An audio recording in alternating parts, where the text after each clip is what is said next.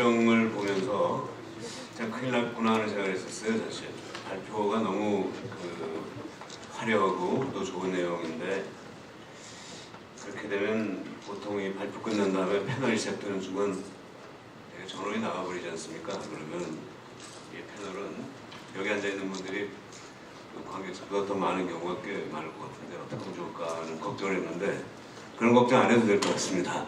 여러분께서 지금 단 한 분도 이석을 안 하시는 거 보니까 이 발제하신 분들의 그 내용이 아마 여러분에게 그 후속의 그 토론이 기대되는 그런 여러 가지 이슈를 다뤘기 때문에 이 자리에 계신 것 같고요. 정말 제가 보기에 단 한 분도 안 나가시는 아주 특이한 패널이 지금 진행되고 있습니다.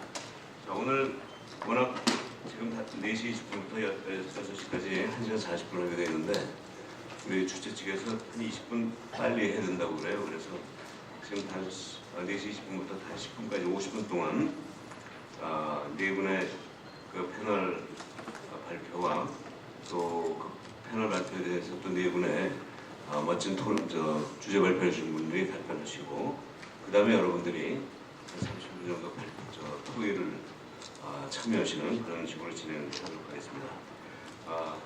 시간이 많지 않기 때문에 거두절미하고 이 토론자 소개 이거 다 빼고 여러분 대충 보시면 자료 다 있으실 테니까요.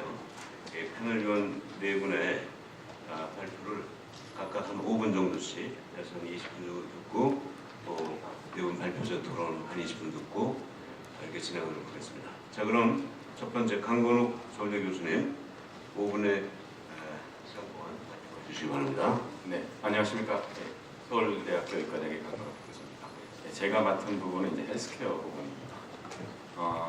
우리 이제 앞으로 계속 오래 살게 됩니다. 대표적인 예로 영국의 이제 유명한 의료 잡지 이제 란셋에 의하면 2030년이 되면 우리나라가 전 세계에서 가장 오래 사는 나라가 됩니다.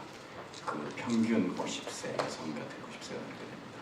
그러니까 사실상 굉장히 축복이죠. 그런데 다른 한편으로서는 이렇게 오래 살면 어떻게 그 노인들 먹여 살리나 하는 걱정, 또 그런 게 또 한쪽으로 있습니다. 그렇지만 건강하게 오래 살게 되면 사실은 그거는 그분들이 새로운 사실은 일을 하시는 겁니다. 계속. 지금은 뭐 한 50세 후반이나 60대 초반 정도 되면 뭐 정년퇴직하고 그 다음부터는 뭐 그냥 소비만 하고 산다 이런 컨셉을 갖지만, 실제로 건강하게 사시면 사실은 앞으로는 이제 지식사회이기 때문에 굳이 그 노동력 이런 그런 걸로 하는 것이 아니라 지식노동하면 충분히 건강한 분들이 앞으로 80 이상까지도 사회 기여를 하실 수가 있죠. 그런데 이제 이렇게 되려고 그러면 사실 굉장히 예방이 중요합니다. 지금은 대부분이 이제 질병이 걸려서 이제 내가 병이 된 다음에 이제 병원을 찾아오죠. 그러다 보니까 이미 뭐 당뇨가 상당히 진행됐거나 아니면 뇌경색이 돼가지고 사지마비가 되는 치매가 됐거나 이런 상태에서 이제 병을 오기 때문에 더 이상 치료라는 게 그 상태를 유지하기도 급급합니다. 그래서 결국은 한 65세 정도 넘어가시고 한 70세 되고 나면 그 다음부터는 앞으로는 20년을 더 사시는데 아무런 사랑구실을 하기 어려운 상태에서 사시는 거죠. 그럼 이런 것을 예방하려고 그러면 사실은 굉장히 많은 정보들이 지금은 이제는 4차 산업혁명으로 나오거든요. 예를 들어서 이제 당, 혈압, 그 다음에 각종 병원에서 사실은 요즘에 분들이 검진을 굉장히 많이 합니다. 그러니까 우리가 이미 벌써 그 암 완치율이 지금 우리나라 70%입니다. 굉장히 놀라운 일이죠. 제가 국립암센터에 처음 취직했을 때가 2000년이기 때문에 17년 전인데 그때 50% 지금 70% 올라갔습니다.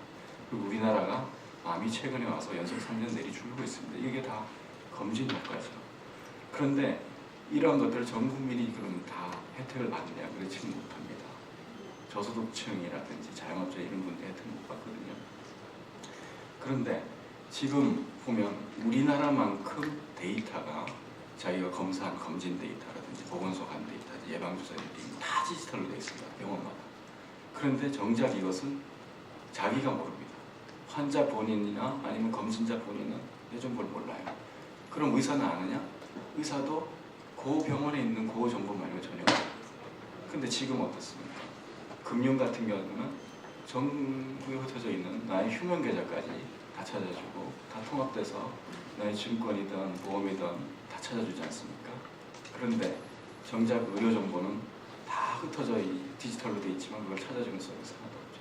그래서 지금 시민단체나 의협이 계속 어떤 문제를 가지고 서로 밀고 당기냐면 이러한 디지털 정보를 갖고 있는 것을 통합해가지고 그 익명화해가지고 연구를 쓸 수 있느냐 없느냐 개인정보법 문제 해가지고 계속 싸우고 있거든요.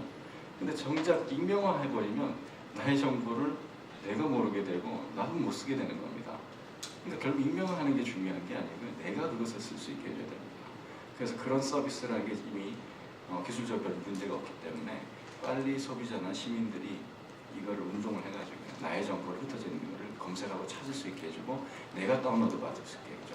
결국 앞으로는 지금 이미 벌써 애플이 어떤 서비스를 이제 시작했냐면 미국에서 애플 안에 건강 앱이 있는데 존스 홉킨스를 비롯한 12개의 미국의 대형 병원들하고 다 연계를 합니다. 그럼 다 거기 있는 걸 다운로드 받아서 자기 정보를 그럼 유전체 검사하고 연계해가지고 맞춤 예방까지 이제 해주는 거예요. 그러니까 이런 서비스가 이제 가능한데 국내에서는 아직까지도 시민사회 의협이 이제 싸우기만 하고 있고 그래서 이것을 빨리 소비자와 시민들이 우리의 건강 주권을 자기가 찾자라는 걸 운동을 해야 되고요. 그렇게 되면 내가 다운로드 받은 것을 스마트폰에다 넣을 수도 있고 클라우드에 넣을 수도 있고 블록체인에 넣을 수 있습니다. 그렇게 되면 이것을 자유롭게 내가 맞춤 예방 서비스 활용도 할 수 있고 그 다음에 경우에 따라서는 판매도 할 수 있습니다. 그럼 헬스코인 형태로 제가 돌려받고 그러니까 나의 정보를 어떻게든 남들이 못 쓰게 할 것이 아니라 내가 그걸 유용하게 쓸 수 있는 방향으로 빨리 돌려받습니다. 이것을 이제 마치겠습니다. 네, 아주 강문호 교수님이 화끈한 방향을 제시해 주셨네요. 다음 황일순 교수님 에너지 좀. 네, 황일순입니다. 정말 하루하루 요즘은 고통 속에 살고 있는 것 같습니다. 사회적으로도 큰 변화지만 산업적으로 우리 앞으로 미래의 경제는 어떻게 될 것이냐 하는 지금 걱정을 하고 계시는데요. 이제 진 장관님과 명쾌하게 보여주시듯이 큰 이 파도가 닥쳐오고 있는데 다음에 우리 주력 산업은 무엇이 되어야 될지냐 하는 이야기를 하고 있습니다. 이제 4차 산업혁명이 점점 급속도로 다가오면서 우리는 엄청난 에너지 소비 시대를 지금 예상하고 있습니다. 옛날에는 마이크로 컴퓨터에서 이제는 슈퍼 컴퓨터를 배부를 하고 그것이 모두 네트워크로 블록체인으로 연결되는 그러면서 데이터의 가치가 올라가기 때문에 이제 사이버 테러에 대해서 근본적인 준비를 해야 됩니다. 그러면 지금과 같은 컴퓨터에다가 뭔가 근본적인 또 추가적인 에너지가 엄청 들어가는 장치가 보강이 돼야 됩니다. 또한 점점 테러가 많아지면서 얼마 전에 김정은 이야기를 했듯이 엘렉트로마그네틱 펄스 공격을 할 수 있다. 이것이 이제는 작은 가방에다가 전자 방송국을 만들어서 이제 각각 그 데이터나 이러한 장비들을 공격을 할 수 있는 시대가 온다 이거죠. 이것을 또 보호하려면 엄청난 또 오버헤드가 들어가는 시대가 온다 이거죠. 그래서 그러면 현재 제일 큰 산업이 무엇인가 하면 에너지 산업입니다. 1년 매출이 2009년 기준으로 1경 5천조 원입니다. 그런데 이것이 급속도로 증가할 것입니다. 우리나라의 총 부동산 합계가 8천조 원인데 매년 우리나라의 부동산을 2개를 살 수 있는 그러한 규모의 산업입니다. 그러면 여기를 우리가 어떻게 공략을 할 수 있을 것이냐 하는 걸 생각해 보면 4차 산업혁명을 업고 할 수 있다. 그렇죠? 에너지는 기본적으로 우리가 재생에너지, 탄소에너지, 원자력 에너지. 하지만 이 모든 것은 결국은 햇빛에서 왔고 땅 속에 지열은 방사성 붕괴열에서 오고 있고 모든 것은 근본적인 원인은 MC 자석입니다. 원자력입니다. 그렇기 때문에 우리가 식량을 구할 때도 자연산 채집을 하다가 부족해서 농사를 지었고, 그리고 가축들도 야생동물만 잡아먹다가 부족하니까 이제 가축을 키우기 시작했고, 이제 생선도 잡다가 부족하니까 양식을 시작했듯이 재생에너지를 최대한 쓰지만 자연산 원자력이죠. 하지만 그것을 부족해 될 테고, 그러면 이제 농사를 지어야 됩니다. 원자력 농사를 지어야 되는 거죠. 그럼 이것이 안전 문제, 핵 확산 문제, 폐기물 문제, 이런 문제들을 갖고 있는데 4차 산업혁명이 그것을 해결해 줄 수 있을 것이다. 어떻게 합니까? 초소형 원자력을 만든다는 거죠. 초소형 원자를 만들게 되면은 이것이 하나하나의 에너지가 적기 때문에 절대로 제일 뜨거운 중앙부가 이 핵연료가 녹아 떨어지는 온도에 도달할 수가 없습니다. 이 벽면은 공기가 식혀주고 있기 때문에 작게 만들면 그것을 할 수 있다 이거죠. 얼마나 작으냐? 직경이 한 1m가 되고 길이가 한 6m 되는 그러한 초소형 원자력입니다. 그거 하나가 한 10만 가구를 먹여 살 수 있는 그러한 출력을 하고 있다는 거죠. 그것을 우리가 작게 만들면 가격이 급격하게 올라가는데 3D 프린팅이라는 그러한 방법으로 만들 수가 있습니다.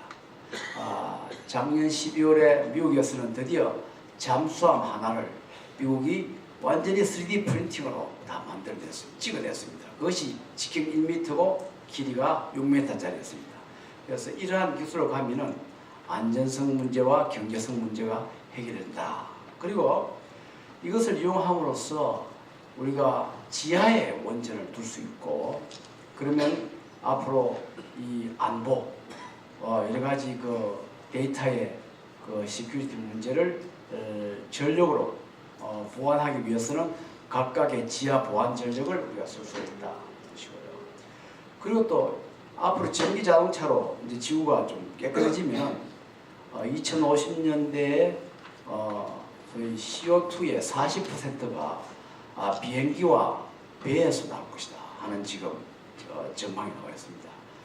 이미 배는 엄청나게 많은 삭스, 낙스와 미세먼지를 방출하기 때문에 요즘 아시아의 미세먼지 지도를 이렇게 보고 있으면 항구마다 미세먼지의 소스가 되고 있습니다. 우리나라 미세먼지가 어디서 오는지 굉장히 지금 찾는데 키스트에서 고생을 하고 있는데 이걸 꼭 반영을 해야 돼요.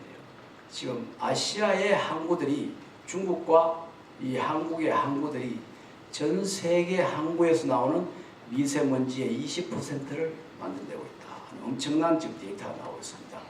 그래서 이러한 문제를 해결하기 위해서는 우리가 항공기와 선박에 이렇게 작고 안전한 한 초소형 원자로를 집어넣어서 동력화하면은 지금 15,000기의 컨테이너 선박에 전부 다 이것으로서 해결하고 나면은 우리가 지구 환경 문제와 그리고 에너지 문제와 결국 이 기름이나 이 천연가스는 고갈될 수밖에 없기 때문에 그에 대한 근본적인 대책이 된다. 그렇죠? 그럼 사용 후 해결 문제는 어떻게 할 것이냐? 아까 우리 차 박사님 말씀하셨듯이 결국 재활용입니다. 이 원자력은 지금 전체 자원의 1%만 연료로 태우고 나머지 99%를 지금 환경으로 버려서 폐기물로 만들고 있습니다. 이것을 재활용하는 기술이 지금 개발되어 왔는데 왜 빨리 안 되느냐 하면 여기에서 플루토늄이 나올 수 있고 이것을 원자탄을 만들기 때문에 땅에 묻자는 거죠. 근데 최근에 와서 문제가 땅에 묻으면은 이게 만년 내지 10만 년 동안 감시를 해야 되는데 아니면 누군가 땅을 몰래 파고 들어가서 거기서 플루토늄을 훔쳐와서 원자탄을 만든다. 이러한 문제가 제기돼서 이것을 완전히 태워서 후환을 없애버리자. 그렇게 하면 우리가 에너지도 100배를 더 쓰게 되고 그리고 후환도 없어지고 그리고 최근에는 분리하는 기술이 좋아져서 최종 폐기물은 고준위가 제로가 되고 중준위 또는 저준위 폐기물만 방출하는 그런 체제로 갈 수 있다. 그래서 지금 원자력이 우리가 몰매를 받고 있는데 저는 마치 갈릴레오가 이 지동설 이야기했다가 몰매를 맞은 그와 똑같은 형편이 있다. 궁극적인 에너지는 원자이기 때문에 나중에는 우리가 점점적으로 천동설에서 지동설로 인정을 했듯이 앞으로 해관보 이 사용 효율 문제 그리고 안전 문제를 해결하면 초소형 원전을 가지고 이 앞으로는 이 선박, 도시, 냉난방, 우주 동력 개발 또 심해 지하 자원 개발에 사용하게 되는 그런 기회가 우리에게 나오고 있다 하는 말씀을 드리고 마치겠습니다. 고맙습니다. 자, 그럼 세 번째로 이청훈 한영대 교수님이 생산자 혁신 중심으로 말씀해 주시겠습니다. 예, 안녕하십니까. 앞에서 의료 분야와 에너지 분야에 대해서 이야기해 주시는데요. 저는 이제 경영대학에 있습니다. 그래서 이 기업 관점에서 또 국가 경영 관점에서 또 사회 혁신과 변화 관점에서 좀 이야기를 하고 싶습니다. 4차 산업 이야기하면서 앞에서 기조연설도 이야기하고 전체적으로는 새로운 기술이 발생될 것이다. 뭔가 새로운 낯선 것들이 많이 있을 것이다. 에 초점을 두었습니다. 그러나 경영학을 하는 사람 입장에서 기업 경영, 또 사회 경영, 또 국가 경영 관점에서 본다면 이런 기술들이 과연 우리 사회에, 우리 기업에, 우리 국가 전반에 어떤 영향을 줄 것인가, 어떤 변화를 줄 것인가 그것에 대해서 심도 있게 한번 생각을 해야 될 때라고 생각합니다. 특히 4차 산업혁명은 단지 기술의 고도화, 우리가 생각할 수 없는 기술이 다가오는 것을 넘어서서 우리 사회에 새로운 어떤 사회 변화를 요구하고 있습니다. 앞에서 자율자동차 이야기를 했는데요. 자율자동차가 정말 10년, 20년, 30년 후에 대중화가 되면 어떤 사회 구조가 있을까요? 얼마 전 CNN에서 자율자동차를 통해서 없어질 직종 중에 하나가 자동차 보험 회사입니다. 자동차 보험 회사, 자율자동차가 되면 자동차 사고가 나지 않을 것이고 자동차 사고가 나지 않으면 자동차 관련 보험 회사가 사라질 것이다라고 합니다. 엄청난 사회 변화가 있을 것입니다.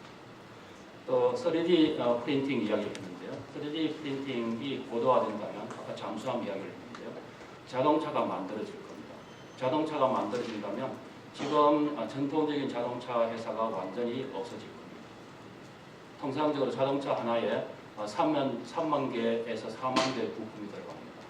항공 같은 경우에 30만 개에서 정도의 부품이 들어갑니다. 그런 전통적인 산업 가치 사슬 체인이 완전히 없어진다는 것입니다. 엄청난 사회 변화가 있을 것입니다.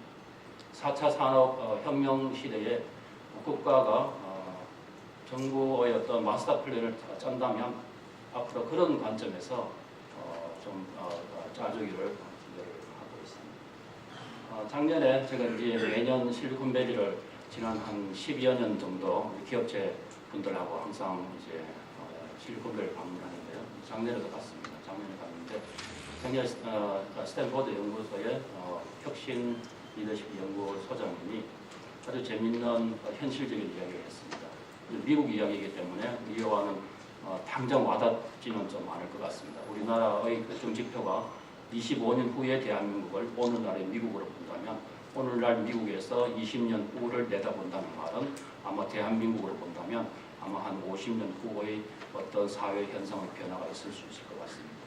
미국 같은 경우에 지금 현재 앞으로 초등학생들이 성인이 되어서 직장을 가질 정도 된다면 지금 현재 살아있는 직업군의 한 40%는 없어질 것이라고 합니다. 엄청난 사회 변화입니다. 그래서 교육의 중요성을 이야기를 했습니다. 미래에 없어질 직종을 대비해서 지금 현재 초등학생들에게 무엇을 가르쳐야 될 것인가? 그것을 생각하게 됩니다. 지금 우리나라에서는 어떻습니까? 우리나라 우리 초등학생들한테 그 초등학생들이 30년, 40년 후에 이 세대에 가장 중추적인 역할을 하기 위해서 그 초등학생들한테 무엇을 가르쳐야 될 것인가, 어떤 고민을 하는지 묻고 싶습니다. 저는 또 이제 대학생들 가르치고 있으니까 지금 우리 대학생들의 가장 큰 난제는 지금 졸업하고 나서 일자리 취업인데 지금 우리 대학 교육은 상당히 위험한 수준에 와 있습니다. 저는 감히 그냥 우리 많은 사람들한테 대학 생태계가 무너지고 있다 이렇게 이야기를 하고 있습니다. 대학은 지금 대학생들 들어와서 들어오자마자 취업 어떻게 할 것인가 그거 지금 물어보고 있습니다. 1학년 때 취업 물어보고 2학년 때 취업 뭐 할 것인가 3학년 때 취업 뭐 할 것인가 그거 물어보고 있습니다. 근데 정작 그 학생들이 원하는 대학, 기업체 원하는 어떤 것이 정말 사라진다면 그 대학생들은 평생을 어떻게 보면 20년 동안, 25년 동안, 30년 동안 특정 어떤 직종을 위해서 공부를 하고 준비를 했는데 그 직종이 없어진다면 어떻게 할 것입니까? 심각하게 생각을 해야 됩니다. 또한 우리나라는 어쩔 수 없이 지금 남과 북의 어떤 대치 관계에 있습니다. 4차 산업혁명 시대에 정말 이 통일도, 통일 이후에 이 국가 경영, 또 사회 경영, 기업 경영을 생각을 했습니다. 이제 생산성 혁신 관련 지금 맡았는데요. 생산성 패러독스라고 하는 것이 있습니다. 생산성 패러독스는 생산성을 높이기 위해서 기업에서 혹은 국가에서 사회에서 엄청난 지금 자금을 투입하고 있습니다. 투입한 것에 비해서 산출이 성과가 그만큼 나타나지 않는 것이 생산성 패러독스 역설입니다. 지금 우리 시대에 각 정부마다 엄청난 일자리 창출 아니면 사회의 삶의 질을 높이기 위해서 산업을 재편하기 위해서 엄청난 투자를 하고 있음에도 불구하고 제대로 된 결과물이 나오지 않고 있습니다.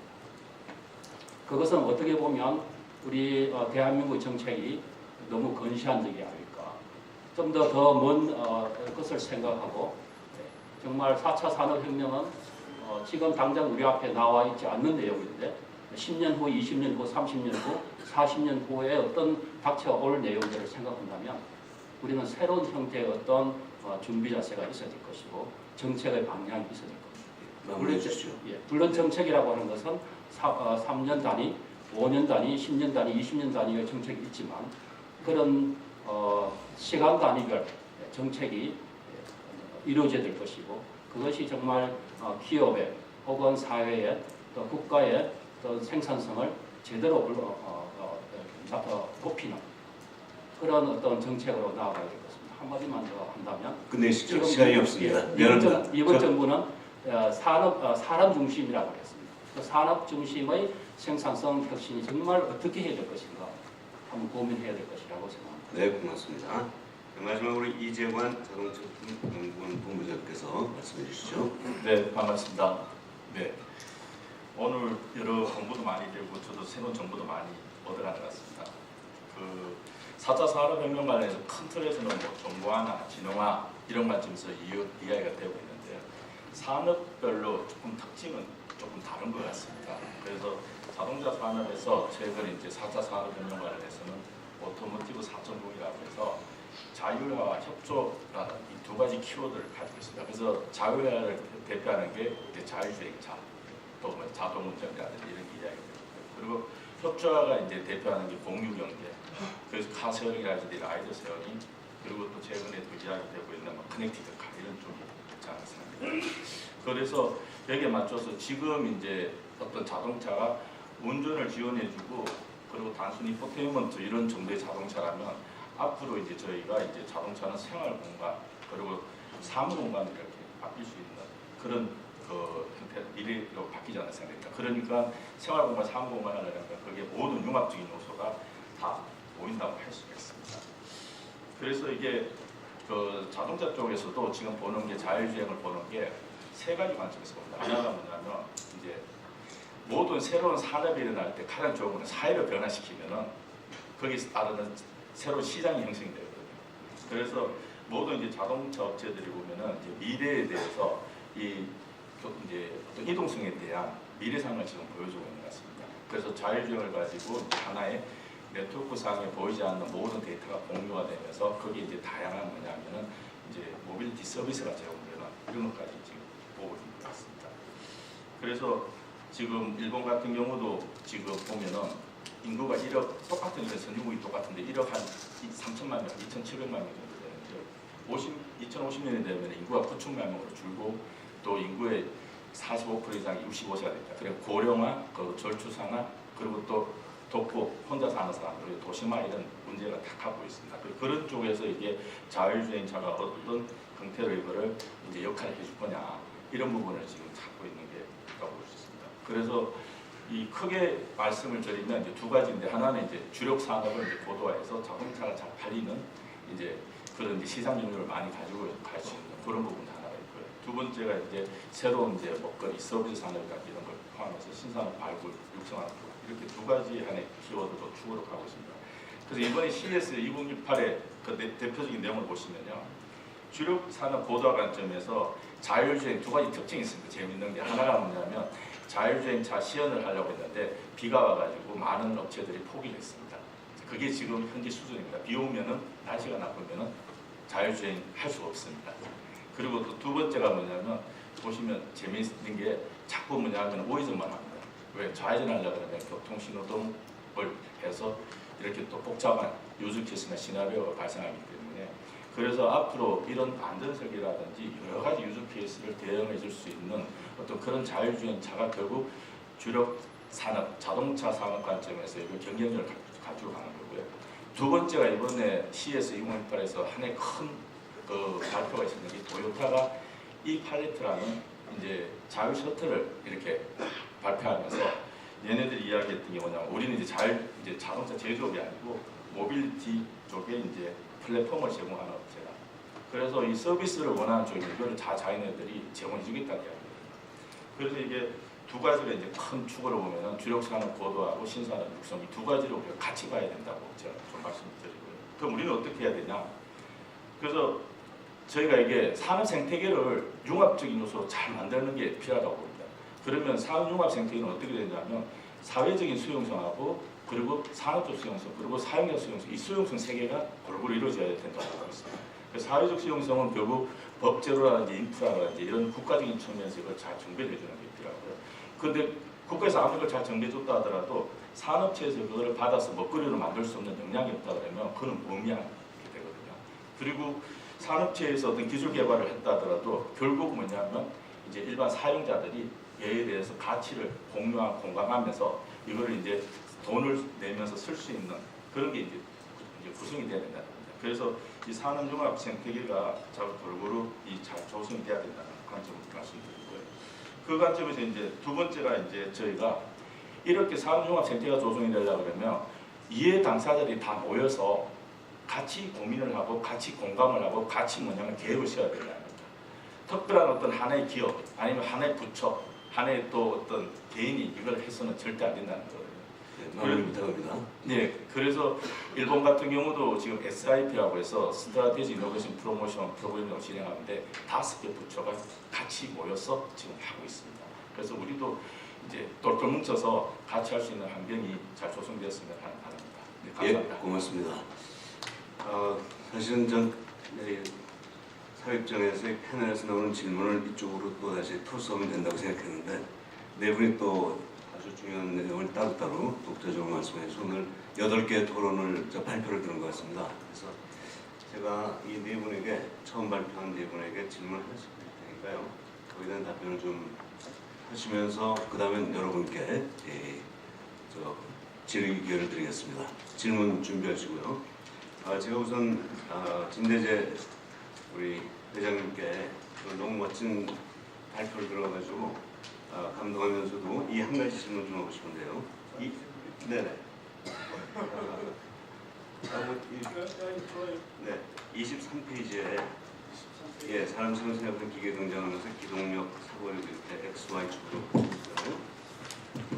예, 아주 참 멋진 표인데 근데 그 다음에 또 우리 안정배 교수님이 그 소피아한테 질문을 했더니 질문하면서 인간이 어떻게 되느냐 인간은 어떻게 할 거냐 그래서 왜 그래가지고 이제 인간 세계를 파괴할 가능성도 있다는 얘기 그런데 그걸 여기하고 연결시켜보면요 여기다가 만약 Z축으로 넣어가지고 인간의 그 역할을 집어넣으면 과하에서는 인간의 역할이 100%인데 우상으로 가면서 인간의 역할이 제로가 되는 그런 모습이 나왔거든요.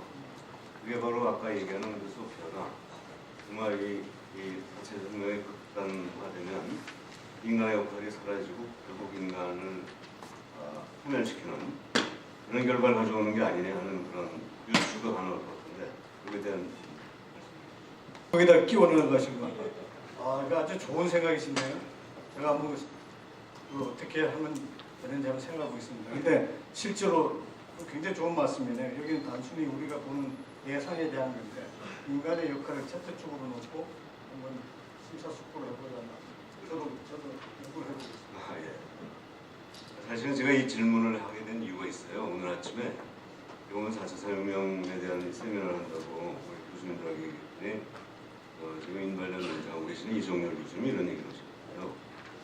이 4차 산업혁명의 하나하나의 혁명이 우리를 하나씩 파괴하고 있다.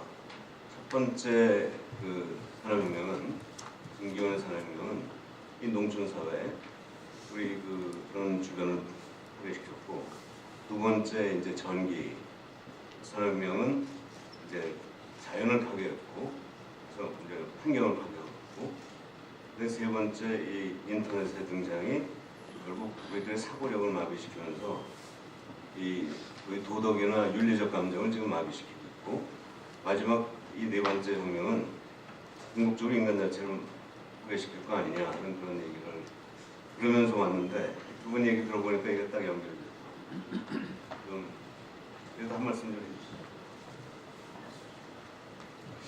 네, 저는 반대로 생각합니다.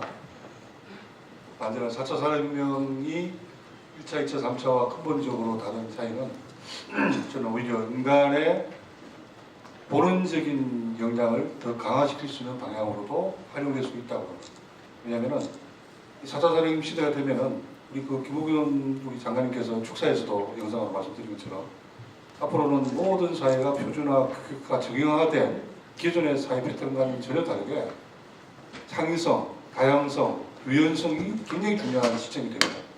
그런 역량을 가진 사람이 결국 리더가 되고 또 모든 산업에 그것이 적용이 된다는 거예요. 그래서 단적인 예로 우리 앞으로 우리가 일자리를 만든다. 어떤 산업에 대해서 일자리를 만든다 했을 때도 그 일자리를 어떤 의미에서는 굉장히 이제 두려워하는 분들은 이거 뭐 없어지는 거 굉장히 많다. 그렇지만은 반대로 우리가 또 보면은 개인의 또는 어떤 그 집단의 창의성과 다양성과 유연성이 인정되는 그런 시점에서는 하나의 산업 안에서도 무한대의 일자리가 창출되어 있습니다. 근데 그 일자리를 누가 만드느냐? 그런 역량을 갖춘 개인이 만들고 또는 그 기업이 만들고 그런 국가가 만들어가는 거예요. 예전처럼 딱 정해져서 산업화되기 때문에 이 산업에는 일자리가 몇 개고 또 다음 산업은 일자리가 몇 개고 이런 굴이 없어진 거죠.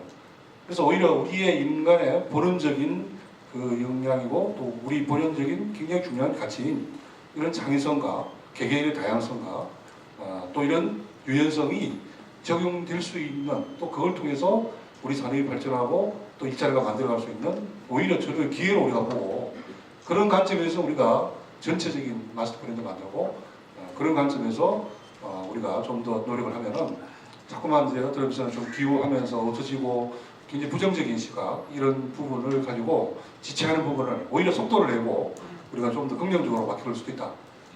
그런 관점에서 분명히 우리 인간의 윤리와 도덕과 이런 부분이 함께 접목해서 가야 되고 교육 부분도 굉장히 중요하기 때문에 그와 접목해서 가야 된다. 그런 관점에서 저희들이 다 우리 국제무역학교 그때 한 57명이 모여서 금년 초에 작년 초에 나왔죠. 대한민국 4차 산업시대 대한민국 미래교육보고서. 그래서 우리는 유치원부터 평생교육까지 우리가 어떻게 바뀌어야 될까를 아주 심도 있게 이미 책자로 나온 적이 있습니다. 그래서 우리가 그런 좀 더 긍정적이면서도 우리가 이걸 어떻게 잘 활용할 것인가에 대한 부분도 우리가 함께 공유하면 굉장히 좋은 기회가 될 수 있다고 저는 생각합니다. 예, 고맙습니다.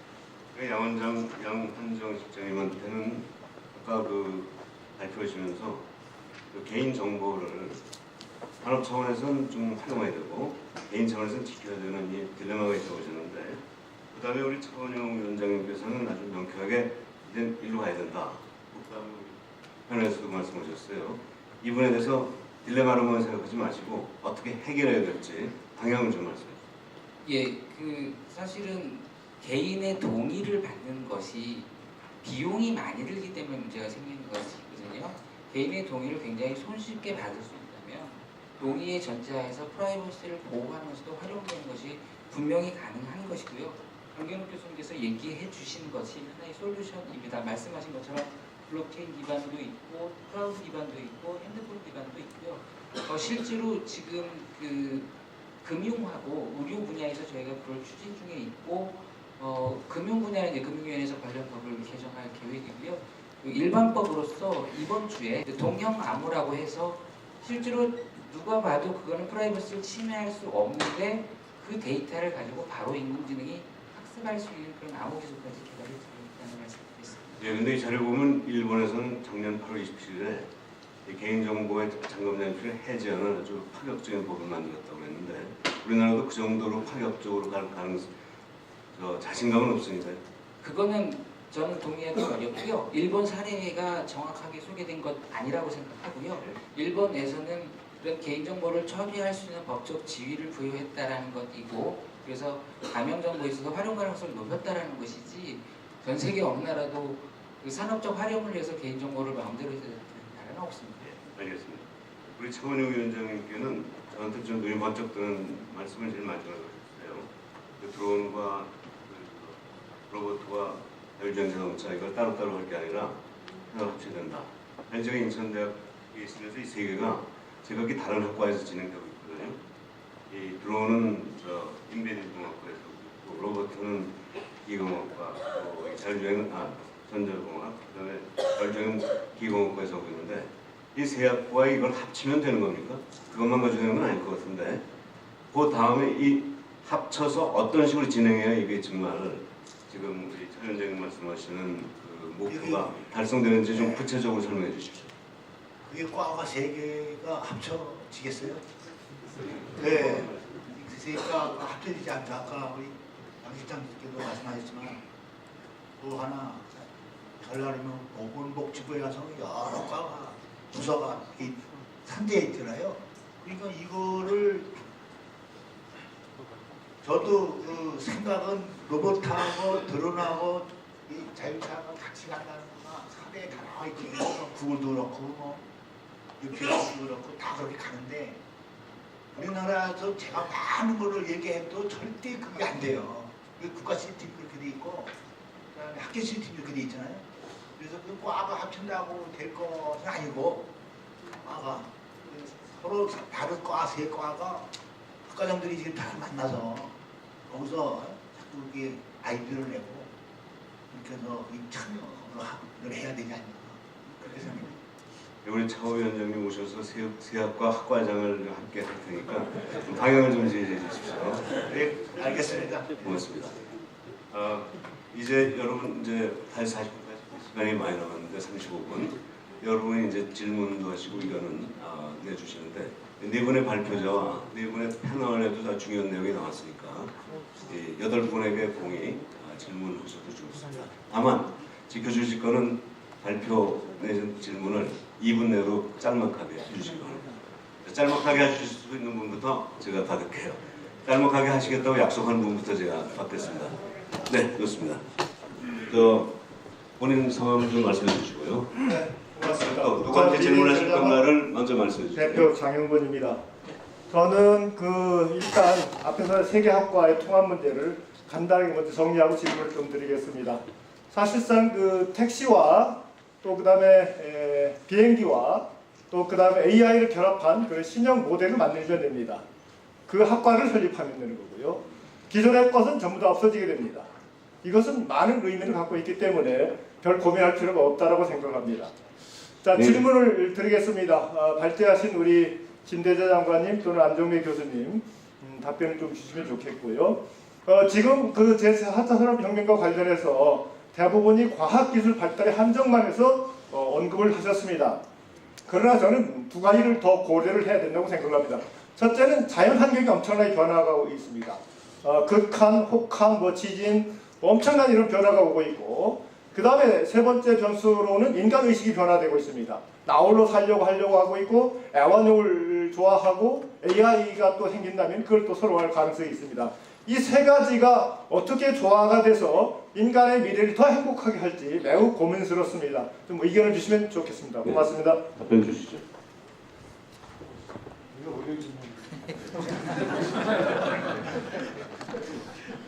네, 그 자연 변화에 대응하기 위해서 우리가 어떤 기후 에너지 산업을 더 4차 산업 시대는 굉장히 중요하면서도 또 우리가 꼭 이렇게 극복해야 되는 또 해결해야 되는 또 어떤 그게 또 다른 차원에서 엄청난 산업군을 우리가 생각하고 있는 겁니다. 그래서 자연재해를 포함한 자연환경의 변화를 오히려 4차 산업혁명을 통해서 환경의 정말 이 재해를 우리가 극복하고 정말 또 다른 차원에서 기후에너지 산업으로 발전시키자. 그런 관점에서 지금 4차 산업혁명의 또 다른 차원에서 하는 걸 보고 있는 거고요.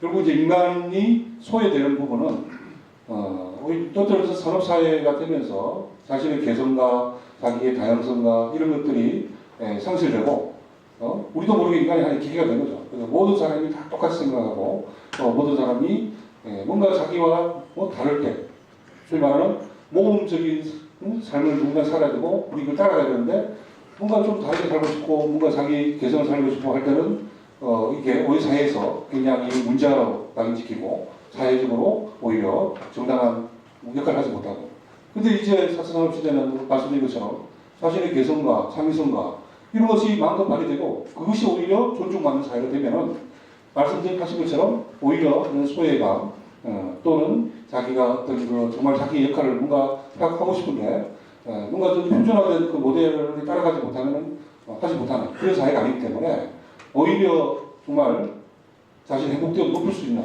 그런 가능성이 있다.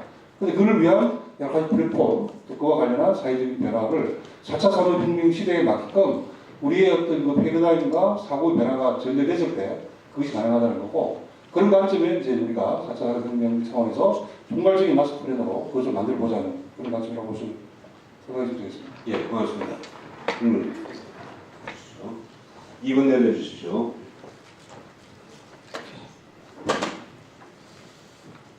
불안감과 위기감과 초조함으로 토론 잘 들었습니다. 자기소개 좀 해주시죠. 네, 브레이크 뉴스의 김충길 기자인데요. 양원정 실장님께 질문드리겠습니다. 차원영 대표님께서 지금 현재 우리나라 R&D 정책연구기금 배분이 거의 대기업 중심으로 배분되고 있는데 극단적인 표현으로 99%가 거의 망하는 그런 연구기금 배분이라고 해서 폭소가 나왔는데요. 지금 현재 그 차원영 대표님께서 제안한 혁명적으로 R&D 기금을 바꿀 수 있는 그런 거를 받아들일 수 있는 용의가 있으신지 지금 현재 배분하고 있는 R&D 기금을 지금 4차 산업혁명에 걸맞게 지금 현재 배분하고 있는 것들이 어떻게 보면은 거의 그 후발주로 따라가는 선진국 따라가는 그 쓸모없는 데다 투입하고 있는 걸로 지금 받아들여지고 있는데 정책적 변화를 가질 수 있는지 좀 답변해 주십시오. 예, 뭐 모든 것을 한꺼번에 바꿀 수 있는 것은 아니고요. 저희가 R&D에 대해서 지금 그 방향을 세 가지로 생각을 하고 있습니다. 하나는 그 국가가 할 수 있는 기초 장기적인 것에다가 비중을 더 두겠다라는 것이고요. 그다음에 사회 문제를 해결하는 그래서 문제를 제시하고 실제로 해결하는 것은 맡기는 그 경쟁형 중심으로 가겠다라는 것 하고요. 그다음에 이제 뭐 수요연계형 내지는 그 구매 조건부 R&D를 가져가겠다라는 것이 기본 방향이고요. 저희 R&D가 대기업에 간다기보다는 거의 대부분이 그 출연연구가 대학에 가는 것이 사실이고요. 대기업에 가는 건 많지 않습니다. 예, 질문. 네.